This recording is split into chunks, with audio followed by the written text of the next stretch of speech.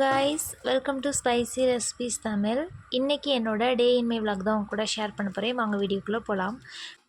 நான் நைட்டே பாத்திரமெல்லாம் சாப்பிட்டதுக்கப்புறமா கழுவி வச்சுருவேன். அதுக்கப்புறம் பார்த்திங்கன்னா கேஸ் ஸ்டவ் எல்லாத்தையும் நல்லா தண்ணி விட்டு தொடச்சிட்டு அடுப்பு பக்கத்தில் உள்ள கவுண்டர் டாப்பு எல்லாத்தையுமே க்ளீன் பண்ணி வச்சுட்டு போயிடுவேன். காலையில் எந்திரிச்சோடனே பால் போடுறோமா குடிக்கிறோமா அப்படின்ட்டு இருக்கணும். அப்போ தான் கொஞ்சம் நேரம் நம்ம ரிலாக்ஸ் ஆகிட்டு சமையல் பண்ண முடியும். காலையில் எழுந்திரிச்சோடனே பாத்திரம் கழுவணும் அப்படின்னா நமக்கு ரொம்ப டயர்டாயிரும். அதில் சமைச்சிட்டு பாத்திரம் கழுவிட்டு நம்மளால் முடியாது. அதனால் நைட்டே பண்ணி வச்சிட்டோம்னா காலையில் எழுந்திரிச்சு சமையல் பண்ணுறதுக்கு நல்லாயிருக்கும். இன்றைக்கி நான் ரசம், அப்புறம் முட்டைக்கோசு, பாசிப்பருப்பு போட்டு ஒரு கூட்டு, அதுக்கப்புறம் பார்த்திங்கன்னா சாப்பாடு, இது 3 தாங்க வைக்க போகிறேன். காலையில் எழுந்திரிச்சிட்டு பால் போட்டு குடிச்சிட்டு அதுக்கப்புறம் சமையல் பண்ண ஆரம்பிச்சிட்டேன்.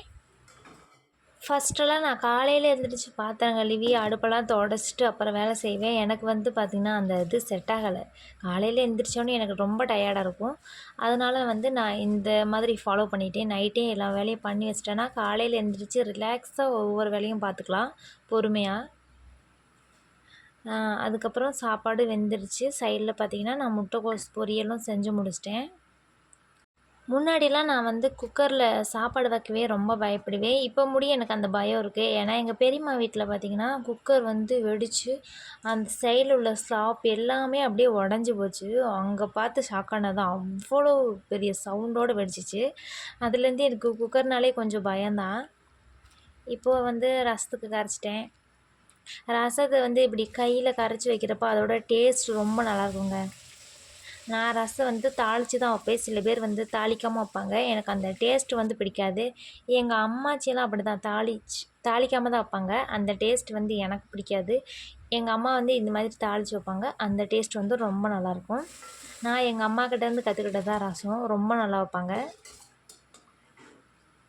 ரசம் நல்லா வரணும்னா அதுக்கு ஒரு டிப்ஸ் இருக்குது. ரசத்தை பார்த்திங்கன்னா நுரை மட்டும்தான் பொங்கி வரணும், கொதிச்சிடக்கூடாது. இப்படி நுரை பொங்கினோடனே ஆஃப் பண்ணிடணும்.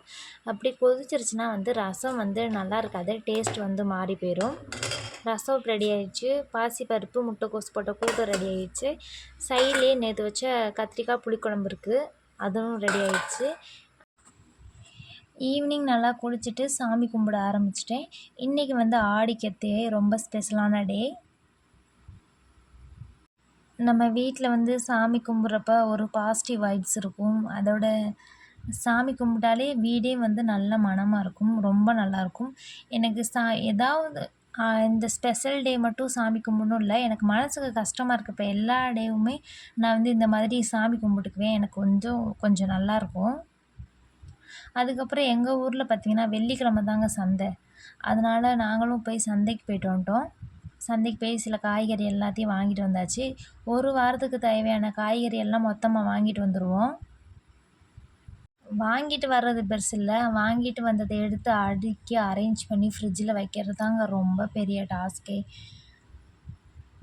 பக்கத்தில் கூட கடையில் வாங்கிக்கலாம். ஆனால் சந்தையில் வாங்குறப்ப காய்கறி எல்லாமே நல்லா ஃப்ரெஷ்ஷாக இருக்கும். பச்சை மிளகா இருக்குது பார்த்திங்களா, அதோட காம்பெல்லாம் எடுத்துகிட்டு நம்ம ஃப்ரிட்ஜில் ஸ்டோர் பண்ணி வச்சோம்னா அது ரொம்ப நாளைக்கு கூட இருக்கும். அது காம்போடு வச்சிட்டோம்னா நம்ம காம்பெல்லாம் அழுகி போய் பச்சை மிளகா வேஸ்ட்டாக போயிடும். அதுக்கப்புறம் இந்த சுரக்காவுக்கும் அப்படி தான். இந்த சுரக்காவுக்கும் அந்த காம்பை மேலே லைட்டாக அறுத்து விட்டுட்டு நம்ம வச்சிட்டோம்னா சுரக்காய் முத்தாமல் ஒரு வாரத்துக்கு கூட இருக்கும். அதை அறுக்காமல் வச்சிட்டோம்னா நல்லா முத்தி போயிடும். அதனால் சுரக்காவையும் இந்த காம்பை அறுத்துட்டு தான் வைக்கணும். அவ்வளோதான், காயெல்லாம் அரேஞ்ச் பண்ணி வச்சுட்டு நாங்கள் வேலை பார்க்க ஆரம்பிச்சிட்டேன். தோட்டத்தில் 2 கட்டு அளவு தக்காளி நாற்று வாங்கிட்டு போயிருந்தோம் நடுறதுக்காக. அங்கே நடலான்னு போகிறப்ப பார்த்திங்கன்னா செம்ம மழை கொட்டினதில் நாங்கள் நடவே இல்லை. சரி பதியம் போட்டு வச்சுட்டு நாளைக்கு நட்டுக்கலான்னு சொல்லிட்டு வீட்டுக்கு வந்துட்டோம். மழை நின்னோடனே இனி மறுபடியும் போகணும். அப்புறம் நாங்களும் வீட்டுக்கு கிளம்பி வந்துட்டோம். வீட்டுக்கு கொஞ்சம் போர் அடித்த மாதிரி இருந்துச்சு. அதனால் கேம் விளாண்டுட்டு அதுக்கப்புறம் வேலையை ஸ்டார்ட் பண்ண ஆரம்பிக்கலாம் அப்படின்னு சொல்லிட்டு கொஞ்சம் நேரம் கேம் விளாண்டுக்கு இருந்தேன். அதுக்கப்புறம் பார்த்திங்கன்னா டீ வச்சு குடிச்சிட்டு நைட்டுக்கு டின்னர் ரெடி பண்ண ஆரம்பிச்சிட்டேன். நைட்டுக்கு பார்த்திங்கன்னா மாவு ரொம்ப புளிச்சு போச்சு. அதனால் மாவு எடுத்து வெளியே வச்சுட்டு நான் இன்றைக்கி வெறும் சாப்பாடும் அதுக்கு தொட்டுக்க பார்த்திங்கன்னா இந்த தக்காளி தொக்கும் தான் செஞ்சுருந்தேன். தக்காளி தொக்குனா நான் வீட்டில் நல்லா சாப்பிடுவாங்க, நானும் நல்லா சாப்பிடுவேன், எனக்கும் ரொம்ப பிடிக்கும். அவ்வளோதாங்க. இந்த வீடியோ பிடிச்சிருந்தா லைக்ஸாக சப்ஸ்கிரைப் பண்ணிக்கேன்.